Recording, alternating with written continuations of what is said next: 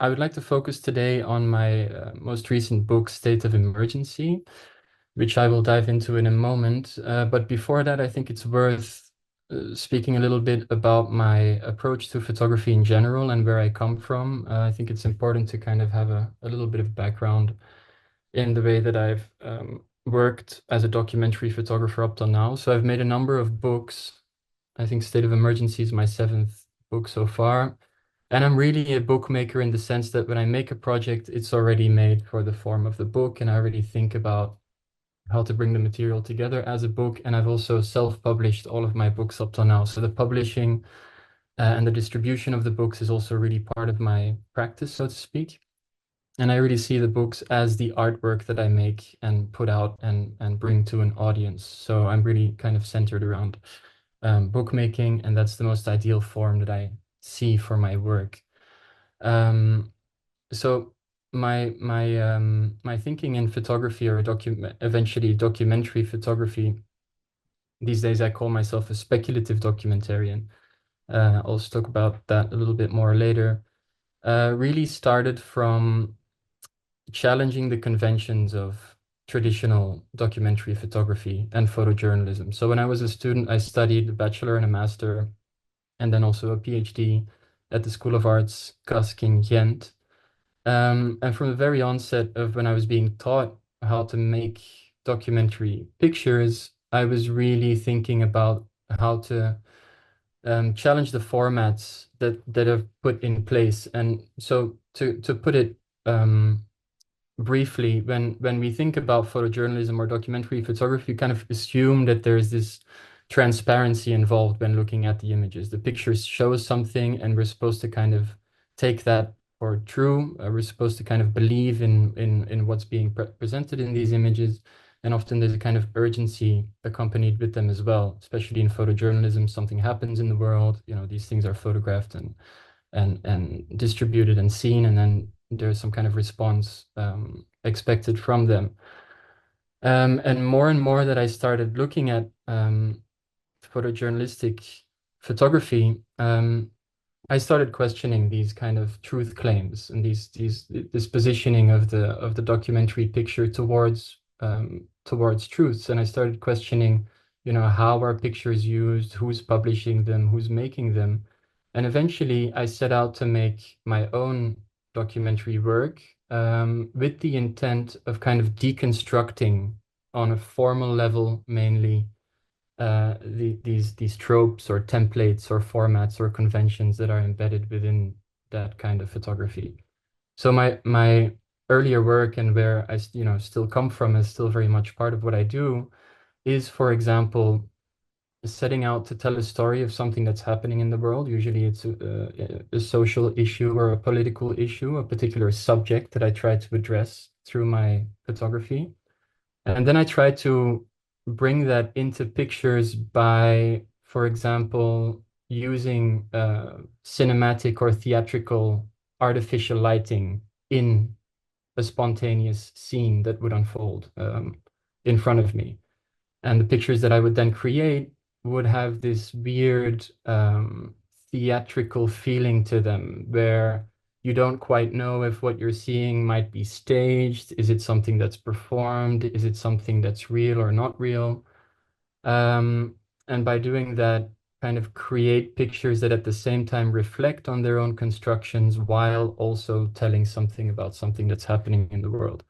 So I'll show some examples about that later, but I think that's kind of the central place that I try to occupy in photography or in documentary. And I think that's also what distinguishes documentary work from photojournalism, for instance, or more, let's say, transparent modes of registering things, is that the documentary really departs from a critical self-questioning, a process of first addressing the blind spots, the power positions, the conventions, and then only when you've kind of self-reflected on the language that you use to address the topic with, and if you've addressed your own positioning, then only can you start speaking about something that's happening outside of yourself, outside of your own position.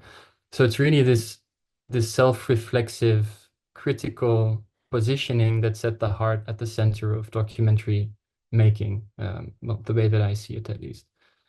So departing from there, and departing from making pictures that kind of try to reveal their own consciousness of their constructed nature, let's say, I set out and I tried to engage with people and tell certain stories.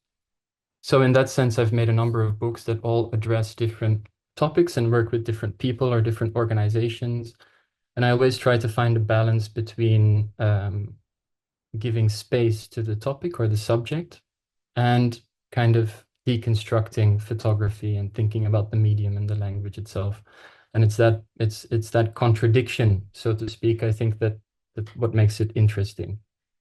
And up till now, my whole practice and every book I've made is a kind of different sidestep, a different positioning to my relationship to a particular subject. And that also defines the way that I then approach it visually or formally. So every book is kind of a different constellation, let's say, of how to talk about a particular subject using particular formal approaches or artistic methods. Does anyone have any questions about that before I dive into the latest book? No, well, we'll get to it in the end, maybe. Bakuro, I see your audio. Oh no, maybe you just joined. So I'm gonna just go ahead and share my screen. So this is my latest publication, State of Emergency, Harakati za Mau Mau kwa Haki Usawa na Ardhi Yetu. That's a title in Swahili that was given to the book by the people that I worked with, Mau Mau war veterans, Kenyan freedom fighters who fought against the British colonialists in the 1950s. So this story started 10 years ago. Right, this thing is kind of blocking. In an archive in London. In 2014, I was invited by the Archive of Modern Conflict. It's a privately owned archive in London to come and look at their collections and do something with their archive. The Archive of Modern Conflict is a kind of obscure place, but became also rather well known in contemporary photography because artists like Adam Broomberg and Oliver Chanrin, Christina de Middel, all did this similar kind of residency where they were invited into the archive and to then activate their collection and do something with it that relates to their own personal work. So in 2014, I spent about 3 months there, and they mainly focus on collecting photography that deals with war and conflict, but they also have a lot of other fascinating things. It's kind of a wunderkammer of incredible items that have been very well curated. And what's interesting about that archive is that their shelves, their collection is ordered in terms of acquisition, not thematically or geographically or in terms of time or whatever. So anything you find on the shelf is the last thing that they've acquired for the archive. So when you go through that archive, you can find the most disconnected things sitting right next to each other, which gives it this incredible experience of like just plucking things off the shelf and being encountered by all those different things that have been brought there. So one of the items that I came across there was this propaganda collection of material created by the British Ministry of Information, which is the colonial propaganda office, basically, in British colonial Kenya in the 1950s. And this particular collection of material dealt with what I, when I saw it, I didn't quite know what it was yet, but dealt with a group called Mau Mau, and specifically a kind of war against the colonial settler communities in Kenya at the time. Most of the materials from 1953, mid 1950s. And in this collection of material at the archive, Mau Mau are presented as, the classic colonial representation of the savage African who violently attacked white settler communities, and clearly a representation that is created with a particular ideological intent behind it. And that initially caught my interest because, again, as somebody who's been questioning imagery and their relationship to truth, propaganda for me immediately caught my interest because it's one of the most political, skewed, ideologically loaded forms of representation, right? So it's very it's really asking for having a look at what the reality behind this narrative that's being presented here might be. So departing from this collection at the Archive of Modern Conflict, I eventually traveled to Kenya, where out of interest to figure out how Mau Mau might live on in Kenya or might be represented there. This was in 2015. And there the Mau Mau are presented as the freedom fighters who brought the independence to Kenya. So again, this classic disposition between terrorist versus freedom fighter, the terrorist in the propaganda 1950s archive, and then in the contemporary Kenyan nationalist representation, they're the freedom fighters, the forest fighters that bravely fought against the British colonialists in the 1950s. And so I had the privilege to meet through the National Museums in Nairobi, who kind of facilitated the meetings, the national chairman of the Mau Mau War Veterans Association, General Bahati, who you see here on screen. He left us about 3 years ago.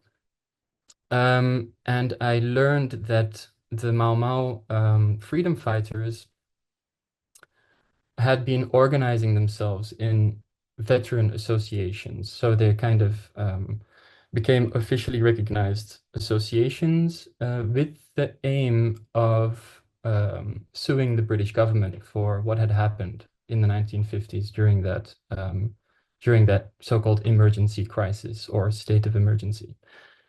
And when I met these veterans, there are various groups. The one you see here on screen is the Muranga Association, which is central Kenya, where some of the heaviest fighting went on. I presented them with the archive pieces that I had reproduced from the archives in London. Of course, they were familiar with it, but they were very interested to be encountered with it again and to look at it. And through conversations, eventually over the years, and now I'm going to speed up a bit, we came to the idea to make a project together, to make a documentary photography work together in which we create new pictures to counter the narrative that sits in the British archives. So what I learned over the years and along the way, because of course I started researching into that particular part of history, I started working with various historians, both in the UK and Kenya. I became part of a kind of network of researchers working on this particular topic.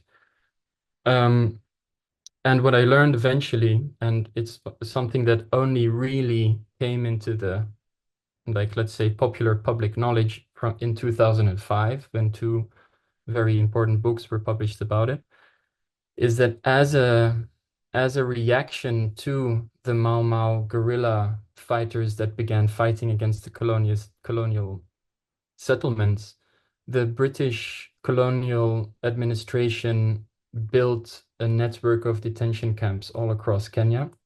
It's not exactly known how many, but I think it's around 50 detention camps, and hundreds of so-called emergency villages, which were villages behind barbed wires and trenches where children and women and children were kept, in an attempt to control this anti-colonial movement. Now, most of the people involved in the Mau Mau movement were from the Kikuyu ethnic group, and that's simply because they're the largest ethnic group, and a lot of the fighting went on in the Central Highlands, which is where the Kikuyu live. And so the British government basically decided to detain all of the Kikuyu population into camps and question them and torture them in an attempt to exert a confession in how they are connected to the Mau Mau rebellion. The Mau Mau movement was very, very strong in terms of people not wanting to admit or confess their relation to it through a Kikuyu traditional oath. So every person that was part of the movement took an oath, and that oath is an unbreakable bond to secrecy, to helping the movement to, eventually getting the British out of the country. So learning this completely other side of the story, of the detention camps, of the atrocities that happened, of the torture and the rapes that went on in that time, the narrative, of course, only became more and more interesting and more urgent in terms of how we can create pictures together with the people that had survived that time and are now still around, and who are now fighting for their land to be returned that was taken from them, because all of the forest fighters that went away into the forests to fight, their land had been confiscated and still hasn't been returned to this day. And of course, also the claims for compensation for being maimed and everything that went on in the camps. So fast forward to 2013. This was 2 years before I first went to Kenya, but at the time I wasn't in the very beginning I wasn't aware of everything yet. And of course, when you're working on a topic, especially something this large and complex, you learn over the years as you go along, and that's also one of the reasons why it took me so long to eventually, make this book, is because there was just so much to take in, and also so many pitfalls in terms of how you approach it as an artist, especially being a white European man, which we'll get into later as well. So 2013, there is a lawsuit that ends up in UK court by a very small group of Mau Mau claimants. Here you see in the picture Gitu Wakahangeri. He was the head of an association which is on the opposite side of General Bahati, who is the one who invited me to work with him together. And in that claim, the British government settled it out of court, so unofficially, for about 20 million pounds to about 5,000 claimants. But after the British law firm took their commission of 30%, every claimant received about 2,000 pounds in compensation, which is, barely enough to put its child through school, or let alone buy a piece of land. And there was also a monument built in the park in Nairobi, which is today already kind of crumbling apart. So with that case, which was settled in 2013, the British government kind of, washed their hands clean and said, we've dealt with it, and 5,000 people have been compensated for peanuts, and we can move on. And all of the veterans that I work with, all the different associations and the people that we've made pictures with together, have been left out of this claim. So that's also one of the motives why they work on this project, and also simply because it wouldn't have been possible for me to meet any of the veterans of the other association that is not associated with General Bahati. So here you can see the claimants in front of Downing Street and the monument that was part of the settlement. Now, what's most important that came out of this court case in 2013 is what became known as the Hanslope Disclosure. So one of the things that the British colonial administration did, and is kind of standard procedure for any colonial power before they leave, happens also recently in the American embassy in Afghanistan, is they destroy all the records of what went on there. So in the British archives, this became known as Operation Legacy, which was basically an instruction given to all colonial officers in Kenya to destroy any documentation that might embarrass Her Majesty's government. So that means that in 1960, just before independence, 1963, colonial officers began burning archival material or dumping it very deep into the ocean. So many of the photographs and documents, testimonies, records from the detention camps, from the emergency villages, from all the military operations that went on, have kind of disappeared. They've been destroyed, been erased from history. But now in 2013, during this court case, a historian, David Anderson, who wrote a very important book called Histories of the Hanged that came out in 2005, was called as a key witness to the court. And he managed to prove, based on a note that he encountered in an archive, that the colonial government shipped a number of crates from Kenya to the UK right before independence. And he demanded to the court where these documents were. And eventually, during these hearings, the government was forced to admit that they had kept a secret stash of colonial era documents in this place called Hanzo Park, which is a secret MI5 communication center. And basically, and that's why I think that case has been crucial in a certain extent, is after that, so post 2013, all of a sudden, thousands of before unseen documents landed in the public domain. They were all moved to the National Archives in Kew in London. And many documents confirming the mistreatment and torture of detainees, and also confirming the stories of the claimants.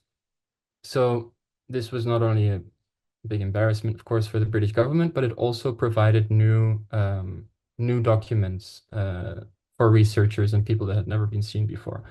So when I learned about that Hanslope disclosure, I began going to the archives at Kew and reproducing as many possible photographs that I could find from this new collection. And I eventually ended up with over 1,200 pictures from the time, mostly propaganda pictures, that I reproduced and brought back with me to Kenya, and printed them as facsimiles in the same form, in the same kind of booklets that you find them in the archives, and brought them straight into the hands of the Mau Mau veterans. And these folders, these documents from the National Archives, formed the basis of the collaboration that we would then eventually develop together. So the process that we worked with was that we would sit around the table, have roundtable conversations with different veteran associations, and we would study the archives. We would look at them together. They would start talking about them, sharing their stories. It's a kind of community thing. The veterans, they meet once a month to speak about their experiences together in the various associations. And so we would look at the archives together. These conversations are recorded. Many of them are also in the book, transcribed. And then often I would go back to Brussels. There would be some time that goes over it. And then in the meantime, they would come up with scenes that they would want to photograph as a counter argument to the pictures that are remaining in the archive. So they would organize themselves and look for particular places of significance that that they think are important to show. Usually these are execution sites in forests where friends had been executed or important battles had taken place. Particular caves where Mau Mau fighters would hide. And the approach that we eventually developed, and I think that's the central, let's say, artistic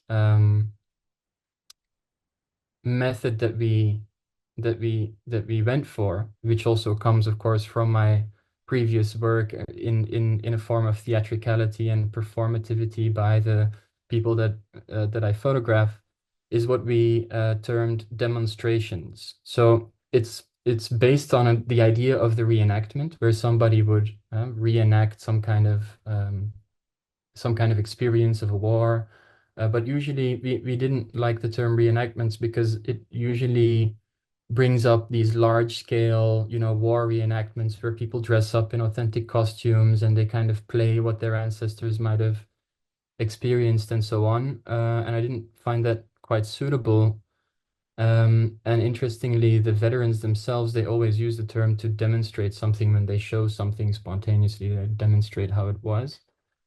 And above all, that the people that you see in the pictures literally experienced that time themselves. So, and it's a kind of in-person reenactment or demonstration. So it's not them playing something that happened to someone else a long time ago.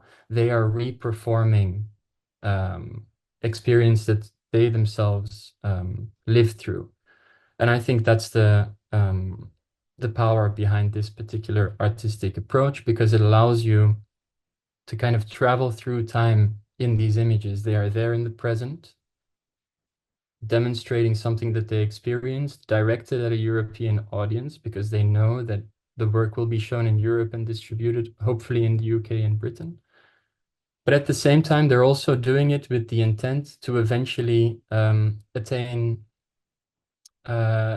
something that's been taken away from them. So through the years of working together with the veteran groups and recognizing that we don't want to get stuck in the past or speaking about the things that happened a long time ago, they've now developed a program that focuses around the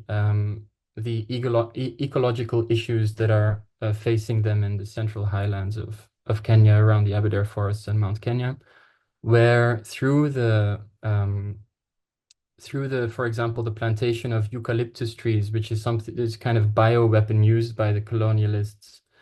It's an important tree by the British that is actually very destructive for the ecosystem.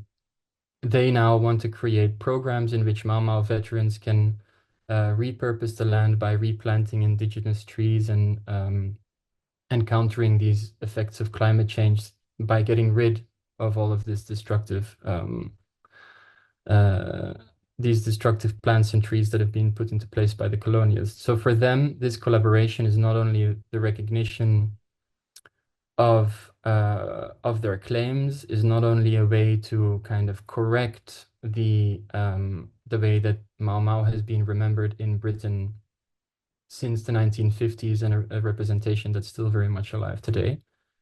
It's also a way for them to look forward and to gain access to particular institutions that might be interested in working with them on this new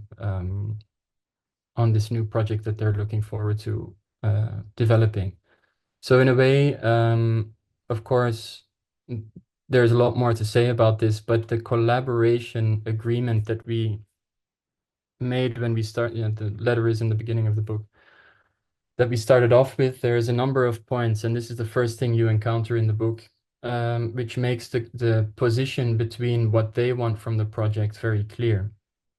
And that ecological part that I just explained came later, after the book had been published and the work being shown, because the veterans, for example, we had an exhibition in Torino in Italy a couple of months ago, and 3 of the Mau Mau representatives came to the opening of the exhibition in order to give interviews and guided tours and talks about their project and our collaboration,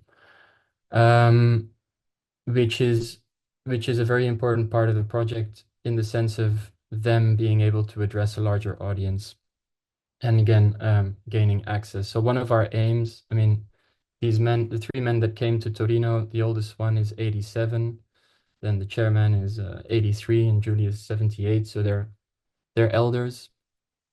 And one of the aims of the project that we want to achieve is to, of course, bring it to London and address the British audience and have a delegation of Mau Mau veterans come over to address the project the audience. So that's a kind of my attempt in a nutshell to speak about the project within the limited time. Of course, there's a lot more to say. For example, one of the things that I also learned while working with the national museums in Kenya is that a lot of the former detention camps, so former prisons where people were held and tortured and forced into forced labor, are now repurposed as schools. So it's the same buildings where their great grandfathers were being held, that now children are learning are being taught in at schools. And this I thought was very also telling way of how that history is dealt with in Kenya. So it's not only an issue that of course needs to be addressed in Europe and in Britain to face a kind of colonial past, but equally so in Kenya post-independence. Governments during the war between the Mau Mau and the British colonialists, it was also a civil war. So a lot of the Africans and Kenyans that went to fight in the forests, there were also a lot of them that fought for the British colonialists. They became known as home guards or members of the King's African Rifles. So it was kind of a civil war entwined within an anti-colonialist revolt. And after independence, many of the people that stayed in power and owned all the land were actually British collaborators. So a lot of the issues post-independence have not been dealt yet with. And the Mau Mau topic and the war that went on there is a part of history that many people that are in power today don't want to bring up as well. So it's a kind of story that on both ends, let's say, of both sides of the conflict, it's in no one's interest to talk about them, which makes it, of course, more difficult to kind of bring this work out there and to address it in a way that can eventually open conversations. But I think one of the beautiful things that we experienced when launching the book in Kenya first. So when it was published in March, we went to Kenya and of course celebrated the creation of the book with the veterans. And everybody got their copies and we looked at it together and the results and we celebrated it and so forth. What also came out of that were conversations with young Kenyans, young historians, young filmmakers, young writers who really feel the urge to talk about this part of history. And I felt that the book opened up that space for conversation that I had not initially expected. And one of the things that seems to be very greatly appreciated is the access to the archives. So the National Archives in the UK, the ones where I reproduced all these files, is just one of many archives I visited. They, of course, say that material is in the public domain. It's, it's owned by the public, so anybody can see it and reproduce it and work with it. But they refuse to make copies available to the Kenyan archives. They refuse to digitize the material and make it available online. There's a whole movement in archival studies to repatriate the colonial archives, to in fact bring the originals to Kenya, where there's so much needed to address a certain part of history and kind of reconciliate between collaborators and freedom fighters. But that's not happening. So the access to the archive seems a very central issue that needs to be dealt with. And that's also something that I learned when speaking to younger people is, for example, this particular booklet that you see here on the screen, which sits in the Bristol archives, which is a very, very rare picture that none of the people in Kenya have probably ever seen that I've spoken to, of Dedan Kimathi, who's the leader of the Mau Mau movement. He's kind of the Che Guevara of the Mau Mau. There's a statue of him in central Nairobi. In hospital right after being arrested by the British officer Ian Henderson, who spent 7 years trying to capture him in the forest. And here you have a picture of Ian Henderson and Dedan Kimathi in the hospital, in which Dedan Kimathi seems to be smiling. There's a kind of intimate, strange meeting between two generals, and a kind of vulnerability or kind of relaxed pose that is so far away from the usual forms of how Dedan Kimathi has been represented, that this really created an incredible response, especially by the younger generation, whose hero this is. And then, of course, also national heroes, key figures like Field Marshal Muthoni Wakirima, who also unfortunately passed away a year ago, who was the highest ranking female Mau Mau forest fighter. Here on the left, you can see her right after independence in 1963, when she came out of the forest to celebrate and lay down arms.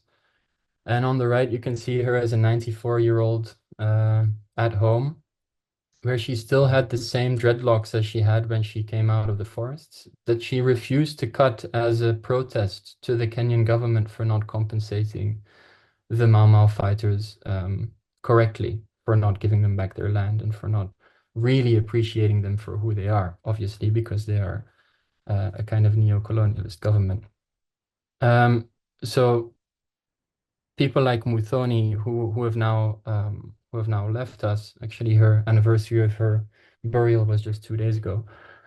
And their testimonies and their stories eventually over time also become an important record. And that's not something that I did with intent, but something that is naturally part of a process in trying to engage with a certain history or a certain group of people that you work with. Here you see Dedan Kimathi's statue in central Nairobi, in which an activist hold a board saying that colonialism never really ended.